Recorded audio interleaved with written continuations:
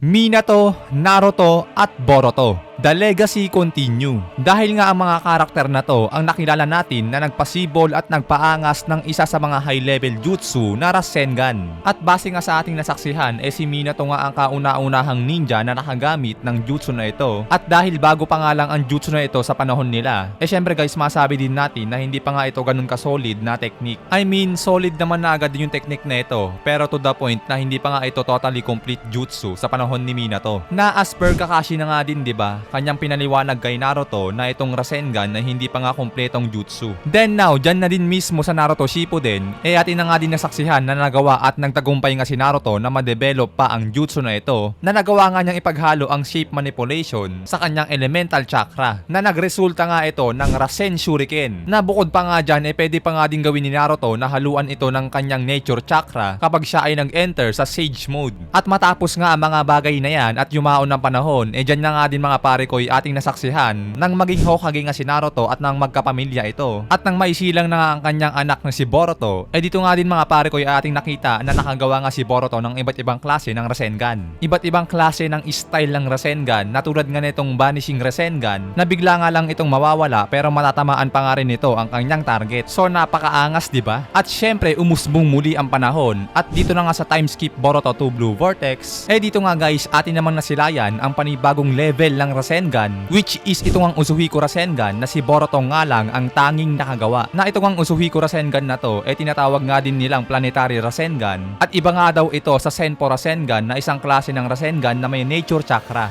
Lods, teka muna, bakit ganun? Ano yun? Magkaiba pala ang nature chakra sa planet chakra? Di ba parehas lang naman yun? So papaanong nangyari at papaanong nagkaganon? Well, isang bagay nga rin niya sa mga gumugulo sa ating isipan, no? At kaya syempre, for today's video ating ang ipapaliwanag ang bagay na yan. Ano nga ba itong Uzuhiko Rasengan at bakit hindi ito katulad ng Rasengan na may nature chakra, at bakit sinasabi din na mas malakas ito kumpara sa mga Rasengan na nakita natin sa mga nagdaan? So tara at ating alamin mga parikoy.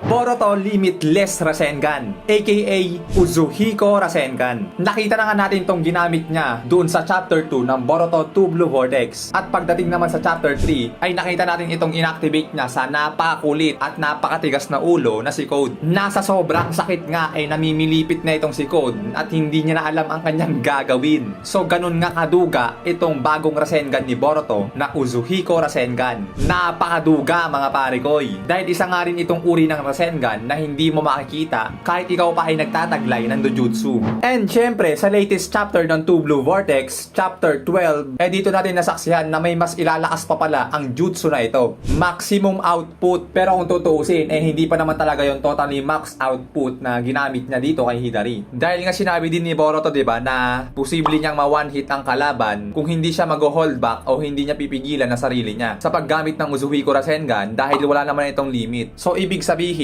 kung mas maayos pa siyang nakapag-recharge na kanyang Uzuhiko Rasengan, malamang pati ulo ni Hidari wala na, wasak-wasak na rin. So ngayon mga pare ko, nakita nyo na kung gaano kaduga itong Uzuhiko Rasengan. So bakit kaya ganun? Well, tignan natin ang mga dahilan. Bakit ganun kaduga o kalakas itong jutsu na ito? So based nga din sa sinabi ni Boruto, itong Uzuhiko Rasengan ay made o gawa sa planetary chakra. Ibig sabihin, yung damage na naititake ng jutsu na ito ay nagmumula sa enerhiya ng one whole planet, na kaya talagang magkakalasog-lasog at magkakagutay-gutay ang matatamaan netong target. So kaya pala ganun kalakas itong Uzuhiko Rasengan na to mga pare. Ngayon baka magtanong tayo, Lods, I think isang klase yan ng nature energy para maging ganyang kalakas ang Rasengan ni Boruto. Kasi Lods, di ba, planetary chakra yung sinabi ni Boruto. Ibig sabihin, chakra ng kalikasan ang kinukuha niya para malikha ang Uzuhiko Rasengan. So guys, ganito. Actually, sa totoo lang, akala ko rin ganun yung bagay na yun. Nakala ko rin dati na isang klase ito ng nature chakra o nature energy na ginagawa ni Boruto para ganun na lang kalakas itong jutsu na ito. Akala ko naka-sage mode si Boruto dyan habang ina-activate ang jutsu na yan. So yun yung pagkakaunawa ko dati. Lalo't sinabi pa ni Boruto na planetary Rasengan yung Uzuhiko niya. So doon napaisip talaga tayo na sage chakra yung ginagawa niya para malikha ang Uzuhiko Rasengan, which is mali pala. Oh guys, mali pala tayo doon. Hindi pala nature energy yung kinukuha ni Boruto para magamit ang jutsu na ito. So ito basahin natin. So base nga dito sa database, Boruto refers to the planetary energy used for Uzuhiko as a planet chakra. But this is not the same as the nature energy used by ninjas such as Naruto and Mitsuki when they enter Sage Mode.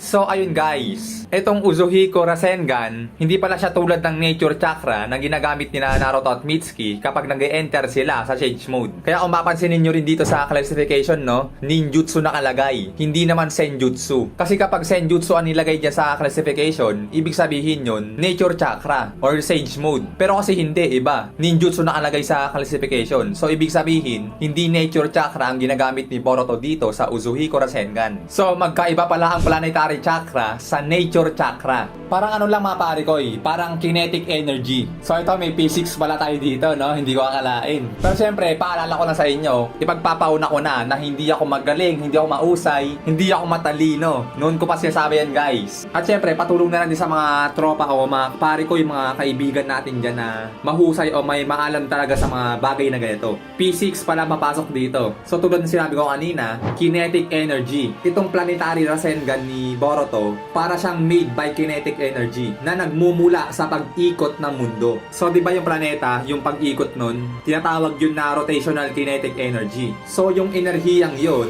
ayun yung kinukuha ni Boruto para malikha ang Uzuhiko Rasengan. Kaya guys, kung papansinin nyo, sinabi rin ni Boruto na kinakailangan nakalapag siya sa lupa para makakuha ng planet energy. Kasi nga yung rotational kinetic energy, makakuha mo lang yun kapag nakalanding ka sa lupa. Kaya nga sinabi din ni Boruto na hindi siya makakalipad, di ba? Kasi nga daw dapat nakaland yung paa niya sa lupa dahil doon niya kukunin yung enerhiya. So ayun guys, sana naunawaan nyo na kaya din pala walang limit ang Rasengan na ito. Sa kadahilanan nga din na wala rin namang limit ang pag-ikot ng planeta. So ngayon guys, bukod dyan sa bagay na yan, may isang bagay pa pala dito na pwedeng gawin si Boruto sa kanyang target. So di ba yung ginawa ni Boruto kay Hidari, pangwasak? Pero pwede niya rin palang gawin ito na pangtolongges sa kalaban. Katulad nga ng nangyari kay Code, di ba? So bukod sa kinontrol niya yung puwersa ng Uzuhiko Rasengan niya, yung ginawa ni Boruto, nung ipasok niya yung epekto ng Uzuhiko Rasengan niya kay Code, nakita naman natin guys, unting-unting dinudurog si Code sa maiikling oras. Na kung papansinin nyo nga rin, yung epekto ng Uzuhiko Rasengan ni Boruto, apektado nga din si Code sa paglaban sa kanya. Sabi ni Code dyan, stop moving around. So akala niya kasi galaw ng galaw si Boruto, which is hindi naman. Ang di lang kasi alam ni Code, pinasok na ni Boruto yung epekto ng Uzuhiko Rasengan niya na umiikot nang walang tigil. So ganun yung nangyari kay Code. Ano na daw nangyayari? Bakit daw na bibasic lang ni Boruto na ilagan yung mga atake niya? Kaya sa bagay din yan, sinasabi pa dito sa database, in addition to the damage that a standard Rasengan causes, it destroys the target's sense of balance, debilitating them. Due to the unceasing nature of planetary movement, the effects of Uzuhiko do not fade, resulting in not just physical harm, but untold psychological damage. So ayun mga pare ko, napakaganda. Pag tinamaan ka na daw ng Uzuhiko Rasengan, apektado rin dito yung sense of balance na nangyayari nga kay Code, parang lasing. At bukod daw sa physical harm na maidudulot nun, nagkakaroon nga rin ito ng psychological damage. So dahil nga yun sa epekto ng Uzuhiko Rasengan na pinasok sa katawan niya, dun sa kamay ni Code, kung mapapansin nyo, yung Uzuhiko Rasengan ni Boruto, unti-unti nang bumabalot doon sa katawan ni Code. Kaya nung maglaban sila, bukod sa masakit, apektado din yung ibang parte ng katawan ni Code. Nakakala niya umiikot si Boruto. Kaya tama lang din sinabi ni Boruto na madaling-madali niya mapatay si Code. So ayun nga yung mga ilang kayang gawin ng Uzuhiko Rasengan. Bukod sa pangwasak na ginawa niya kay Hidari, pwede rin palang itong ipasok yung epekto sa katawan ng target na magre-resulta din naman ng unting-unting pagkamatay. And syempre, last thing, sinasabi dito sa database, ito daw Uzuhiko Rasengan is a new form of Rasengan that utilizes not only one's own chakra but also the planet rotation and orbit plus the corresponding centrifugal and other forces. So ayun guys, ibig sabihin yung chakra ni Boruto i-minimix niya doon sa planetary energy. So may pagkahalin tulad nga lang din doon sa paggamit ng Sage Mode. Yung sarili mong chakra hahaluan mo ng nature chakra at magre-resulta ng Sage Mode. So dito naman sa Uzuhiko Rasengan, yung sariling chakra ni Boruto ihahalo niya sa planetary planetary chakra at magre-resulta ng limitless Rasengan o planetary Rasengan o Uzuhiko Rasengan. Pero hindi na siya basta ganon dahil nga corresponding pa daw ito ng centrifugal and other forces. So it means to say, yung mga iba pang bagay sa planeta na may puwersa, kasama nga daw yun sa nagiging epekto ng Uzuhiko Rasengan ni Boruto. So kaya pala ganun na lang kalakas yung puwersa ng Uzuhiko Rasengan na to mga pare. Plus the corresponding of centrifugal and other forces. Nako po, kaya pala sobrang sakit. So ayun nga guys, ang Uzuhiko o Limitless Rasengan nitong ni Boruto, napakaduga talaga, sobrang duga. Talagang limitless dahil wala namang hanggan ang pag-ikot ng planeta. Na ibang-iba nga rin talaga ito sa nature chakra na ginagamit ng mga Sage Mode user katulad nila Naruto, Mitsuki at iba pa. Dahil itong Uzuhiko Rasengan ay made by planet energy. Whole planet na to mga pare. Enerhiyang nanggagaling sa pag-ikot ng planeta. Hanggang dyan nga guys at maraming salamat sa inyong panonood. Sana'y nag-enjoy kayo at kung nagustuhan nyo ay paki-like na rin at huwag nyo kalimutan na mag-subscribe sa ating channel. Hanggang dito naman muna tayo guys, palagi kayo mag-iingat. Bye-bye!